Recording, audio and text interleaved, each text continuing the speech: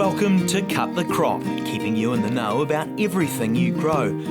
Researchers, growers and other interesting folk delivering insights and information on topics ranging from agronomy to profitability. Brought to you by the Foundation for Arable Research. Hello and welcome to Cut the Crop. I'm Anna Heslop and today I'm talking to FAR's David Densley about maize. David, since joining FAR the late last year, you've spent a whole lot of time and energy trying to reinvigorate and reorganise FAR's maize research and extension. Tell us where you're at with that. Hello, Anna. Good to be here with you and to share some of the stuff that we're doing with our maize research. So, as you said, since coming on board in September, we've sort of taken some time to step back and have a look at where we might want to head with our maize research. And so with that, I've pulled together these 5 initiatives and prepared that and then shared that with the advisory group. And from there, we've sort of developed a sort of medium to long-term research plan. Okay, so tell me about this advisory group. Who's in that? Yep, so we've got the ARG group and some other specialists in their field as well that sort of sit in that group. So they're external to the FAR organisation? Yes, they are. Mm-hmm. Okay. So you're talking about, you've got 3 things that you're really keen on and you've got a name for them, which is the pre-focus. Tell us about pre-focus. So the pre stands for profitability. The R stands for resilience within the system, and then the E stands for the environmental aspect. So that really is a guiding light for us, if you like, with our research. So our research needs to, with our medium to long-term research look, it needs to answer 1, 2 or 3 of those questions, and that is, how does this research help me as a farmer deliver more profitability within my business? How can it help me have more resilience within my system?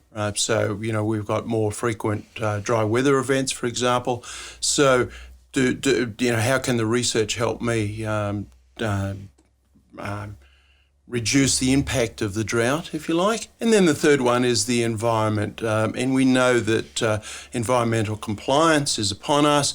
And so our research needs to be able to answer some of these questions that are coming down the pipeline. So that's our pre-focus. Okay, and so within that pre-focus, you've got 5 other sort of sub-initiatives. Yeah, indeed. So staying focused on the pre-part of our focus and sort of drilling into detail, then we've got 5 areas that we'll look at. So the first one is looking at strip till and no-till and comparing that to cultivation. Now, FAR's already done some work in that space, so we want to drill deeper into that.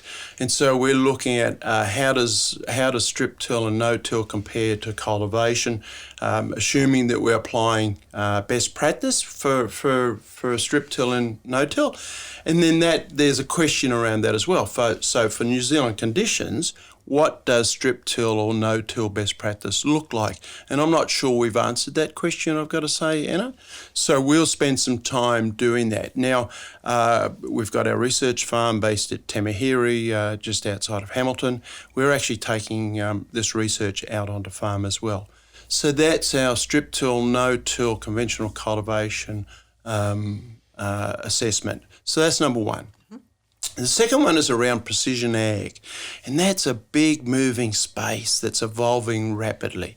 So then the question is, how do we use precision ag within maize production, and indeed, how do we use precision ag within the arable industry to help drive our profitability within our business, give us resilience within our system and meet environmental requirements. So we're going to be spending a lot of time in that space as well. So precision ag, as you say, it's a big area. It's like any technology. It's moving all the time. How do you pin down what's essential or what's most useful as opposed to some cool new gadget? Yes. Look, and that's a really sort of $1 million question. So I think it's to answer that we need to have an understanding of the principles of maize production, if you like. So we know the important factors that help drive profitability. We know the important factors that that are going to bring us resilience as well. So things like variable rate population, for example, right? So we know that the soils are variable, and so managing the inputs to that variability will help us deliver some of these things. So there's quite a focused strategy of not all, let's try this. No. Well, it is focused. But having said that, though, I think part of our research focus is to test some of these concepts as well. So some of the research might not have an outcome. But I think that's part of what we need to do. So think about blue sky. So, for example, satellites. So satellite there's a lot happening in the satellite space as well. So measuring plant stresses and looking at plant health from a satellite is very useful information, along with drone and some of the ground-based technologies as well. So is that satellite imagery, I guess it's looking at the greenness within the paddock or something, is that available to growers now? Yeah, so yes and no. Yes and no. So production-wise, of course, is working in that space, and so we'll see that released, I think, very shortly, and I'll certainly be talking about that as we're going to talk about extension in due course, but with our extension program, we're going to be talking about how we use satellite to help manage our program, and certainly some other GIS software as well. That's available now. Right. So using satellite imagery and NDVI to understand their variability and to manage it is certainly available now, and we're going to be doing more in that space as well. So just staying, before we jump off precision ag, just staying with that as well, just briefly. So how can we use precision ag to help us with the environmental piece, for example, managing nitrogen, right? So that's going to be a big focus of ours, and it's a big environmental focus as well. So maximising our nitrogen inputs, right? So, and again, matching nitrogen application to soil variability and plant and crop variability will be a focus of ours. So that's number 2, precision ag. And so nitrogen efficiency leads nicely into number 3, which is greenhouse gases. Gases, yes. So that's a life cycle assessment. Now, FAR's been doing, and others have been doing some work on this as well. So I'm really keen, myself and the team and the advisory group have ratified this as well. So just understanding our environmental footprint within a maize production system, if you like. And then, so understanding what that looks like, and then working towards what practices can we apply that can reduce our carbon, our greenhouse gas footprint, if you like. Okay, so, and that will bridge across to no-till and strip-till as well, as part of the work we'll do in that space. Is, so comparing to cultivation, does strip-till allow us to reduce our carbon emissions, and will no-till allow us to reduce our carbon emissions? If so, what does that look like? And we've got a reasonable idea, but this part will help us look at that, measure it, and then identify areas that we can apply that can help lower that footprint as well. And I guess the ultimate goal would be to reach a carbon zero maize production system, right? So that could be that's a great goal for us to have. It's really important in the short term, because by the end of this year, every grower is supposed to understand and be able to name their greenhouse gas emissions number for their farm. So obviously, trying to figure out that life cycle analysis is going to help all those growers. Absolutely. So I guess in the first place is defining our footprint. So what does that look like for the various maize production systems, and then beyond that, lowering that, right? So first step is to know. Second step is to let's work towards reducing that. So when you think about the carbon emissions or the greenhouse gases, so there's 2 areas there. One in particular, one's around carbon, and the other one is around nitrogen oxide, and that bridges across into fresh water as well. So reducing the amount of nitrogen that's ending up in the waterways. And that sort of, I guess, connects back to the precision ag. So how can we use precision ag to maximise our nitrogen. And certainly that nutrient use efficiency, nitrogen, is a huge overarching goal for all of fire research and crop research, because it does tick off those big three of reducing your nitrous oxide emissions, reducing that risk of groundwater leaching, and also saving some money. Yes, that's right. So I believe we can have our cake and eat it too, right? So, increase our profitability by managing our nitrogen better and reducing our environmental footprint. And then just sort of staying with fresh water just briefly, then of course we've got sediment and phosphate into waterways as well. So can no-till and strip-till reduce our sediment loss, and we've got a fairly good handle on that as well. So we'll be spending more time in that space. Cool. And then the other thing that any grower of any crop's always looking for is weed, pest and disease management. Yes. That's surely on your list. Yes, it is. So that's number 4. So integrated pest and weed management. So look, that's a moving space as well. So so what does our future practice look like that can help us maintain our profitability or even improve our profitability while reducing our pesticide use? So we're going to be doing some work in that space, as well for those reasons, Anna. Yeah. So integrated pest management, which sort of covers weeds, pests and diseases. Yeah. That's looking at a whole range of different options rather than straight out chemicals to control things. That's right. Yeah. And so that might look, that brings us to cover crops, I suppose. It does. That would be one of those tools? Yes, it is one of those tools. So when we think about cover crops, you heard it's interchanged with words like catch crops and other words. So, so within the maize production system, I guess we can break that into two. We've got maize grain producers, and then we've got those maize silage producers. So the maize silage producers, they might be growing maize for sale, or they might be growing maize to use on in their own dairy platform, for example. So with our catch crops or our cover crops, we're going to look at both grain and silage. Now in grain, it would be we'd harvest the grain and then we'd plant a crop following the grain harvest, and that would just allow us to soak up any loose nitrogen that might be floating around. It also enhances our soil quality, gives some improves soil biology as well, and can improve the amount of carbon that we can sequester from the atmosphere. So that's maize grain.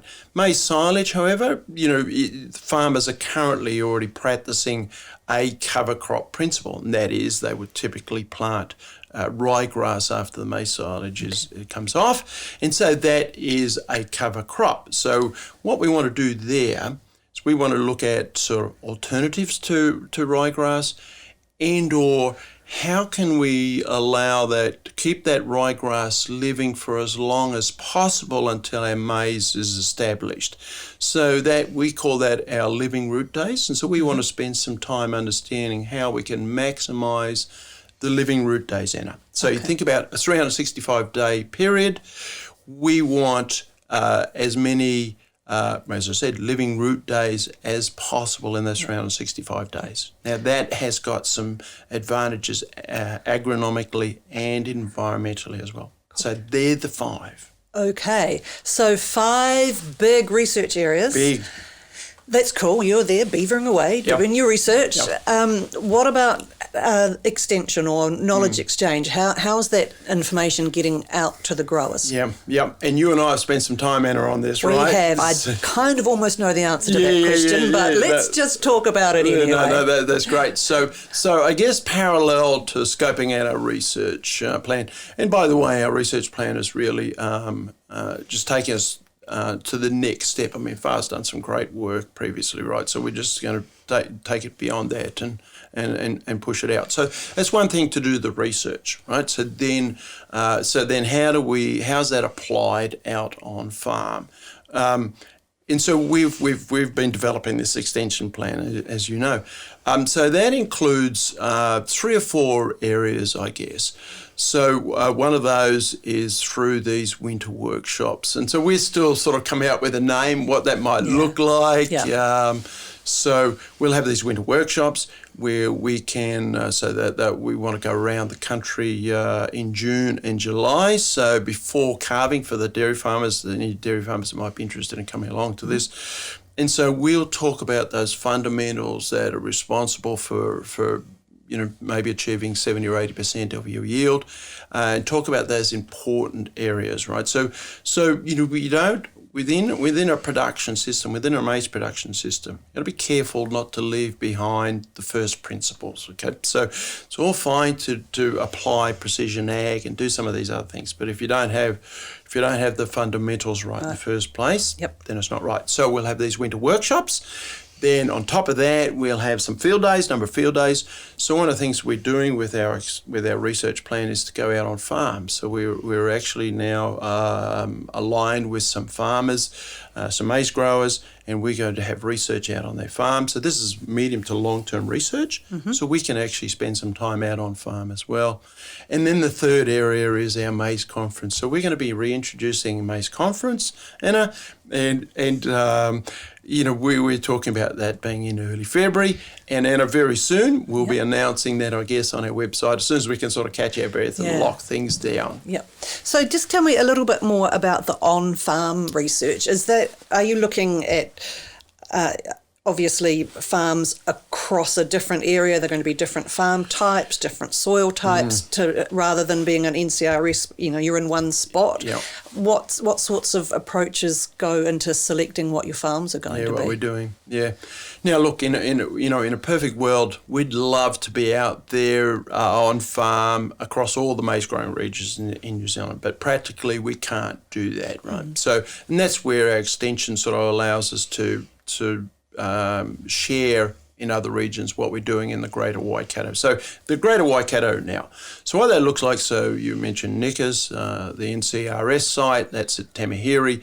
That's a very light soil that dries out, in summer. So the other farms are within a 50-kilometre radius, I guess, of that Tamahiri site. So they're all on long-term, all bar one are on long-term. They've been long-term maize production, so they've got from clay soils through to ash, through to sandy loam, silt loam type soils, long-term cropping. And so we're going to be, we think about those staying with those 5 key research areas. We are actually going to be applying at least 4 of those. Precision ag we may not do on these sites, but at least 4 of those 5 will actually be on these farm locations. And then those farmers are also happy to host events and field days for people to come and have a look? Yes. I'm sort of grinning as I'm answering that. I'm not sure I've directly talked to them necessarily about that, but they are. I mean, these farmers that are involved in this are very, very enthusiastic to be involved. So that's certainly our intention. We would, as part of our extension plan, we'd be going out on farm, having a look at what we're doing there. So again, looking at the 3 different cultivation, strip till and no-till, looking at cover crops and how that fits in there, understanding what's going on with our greenhouse gases with those different practices, and then integrated pest management as part of that as well. So this is a really huge collaborative grower-far thing, because obviously they're investing a lot of time and energy in working with you and fiddling with their system to accommodate what FAR wants to do. Yes.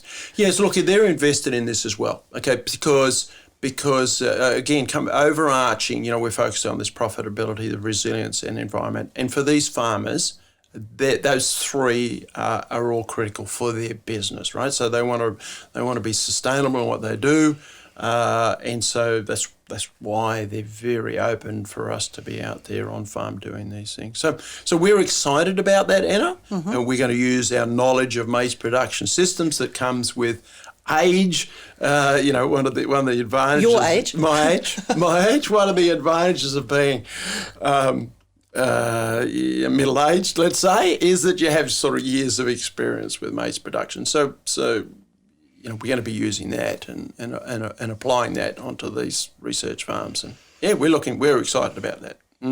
Great. Thanks very much, David. And all you maize growers, have a great day on the farm.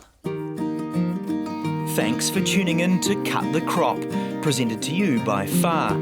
If you'd like to know more about any of the topics discussed or have any suggestions for future topics, go to www.cutthecrop.co.nz.